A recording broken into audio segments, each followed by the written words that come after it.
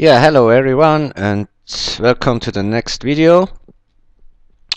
We will go through the image sizes for the theme. So let's look the file for the post type, and here you have the page type and the attachment, and if you have say WooCommerce installed, you have here for the product post type, or you can define a custom type. So let's look at the post images, and here we have the featured image, which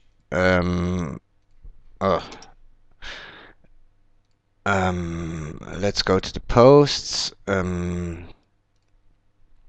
the featured image is this one here, and here we have defined the WordPress sizes. Here it's used on the block list, the post thumbnail. It really depends on the theme. And then we've got 20 featured image, which is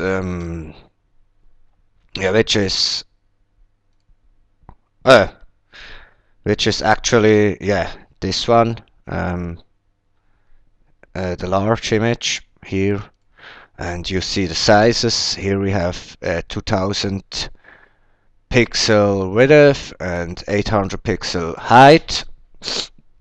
You can also just leave it out, the 800, and the height gets automatically calculated based on the dimension of the image, but I want it to be 800 because here it doesn't make sense if it's really big in its height, so I wanted to limit to 800.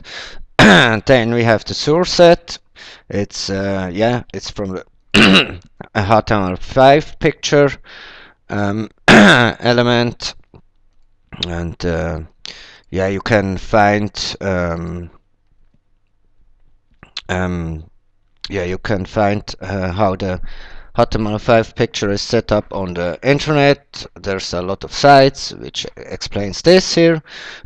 So in the source set for the 2000 pixel width image, I have the source image defined, which will be this here, and then 900 width, it's 900, 500, and so on.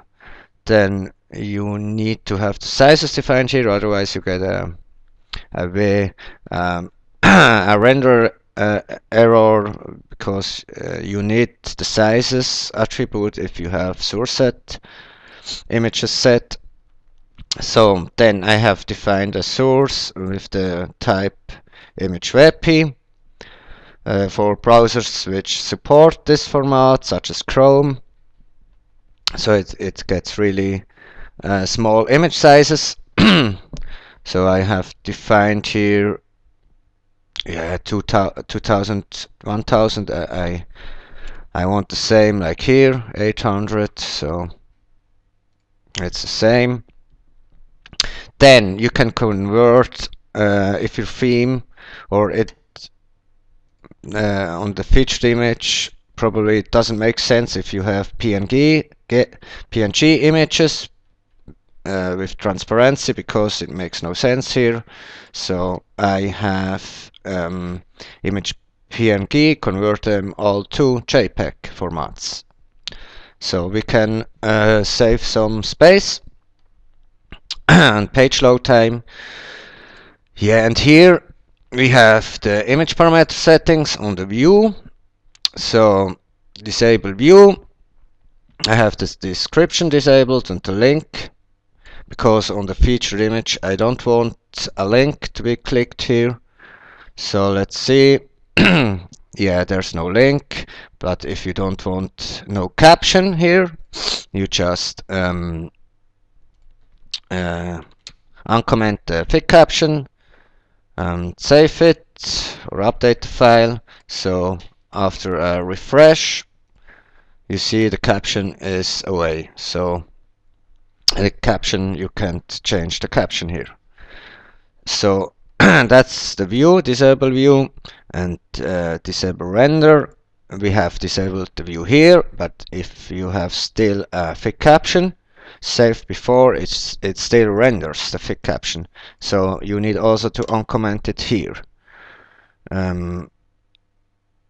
Yeah, otherwise it gets just rendered. So, and really be careful here with with the format, because if you make it here wrong, the format, because it's an array, so you might get an error. So it's really important that you have the right array format here. So let's update it. So that was the 20 featured image size. Now you have the content images. I call it default. Perhaps in the future you could add more different sizes here, but for now it's okay. So the content images, I want it to be width of 600 pixel, and the height should be calculated sorry for this from the width of the image. So here you can also again define all the picture 5 images you want. So all here, I want no PNGs should be converted to JPEGs. So then we've got the gallery images, and the base or the default image, I want it to be 400 and 300 pixel height.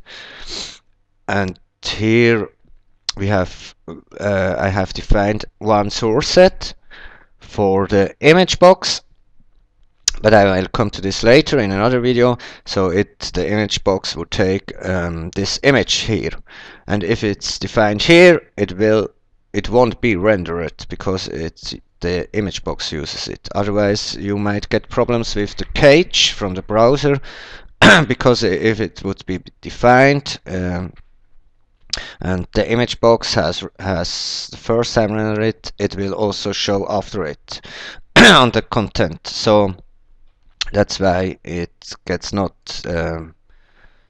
displayed if you have it defined on the image box here on the source, but we come to this later. So yeah, that's how a configuration file looks like for the image sizes. Let's go back to the picture crop settings, and this is just only for the post type. Also here you can do the same for the pages and the attachment page, which is the media. Let's look shortly on this. Here we have just defined on the theme the post thumbnail, and I have also set up an image box, but it's not installed yet, so it also doesn't work now. So here it's much it's much shorter, the array here, because it has just one image sizes here. So again, going back to the settings, if you are unsure about the sizes, you can get your theme's sizes defined just clicking here, and you'll find here in the logs and data the sizes 2017. Just download it, open it, and here you've got the sizes defined in the theme. So you have got the thumbnail, the medium with the dimensions here, and here is 20 featured images size, the avatar, the post thumbnail. So here it's not defined on the theme, so it uses all default sizes like those here. So yeah, it's kind of confusing, WebPass image sizes. I really had to struggle with this because it's really confusing. So that's why we need to um, oh, that's wrong. We need to know which size is defined on your theme for the featured. So you could do a search on your themes files, and if post thumbnail size never is used on the featured, you don't need to set up it here. So yeah, it's really, yeah, I mean, it takes some time, but after that if you have set it up, then it's yeah, you don't need to have anymore. Yeah, so first you need some time to set it up here, but after that it makes fun. So yeah, I hope you like this video, and hope I will see you in the next video. Thanks for watching.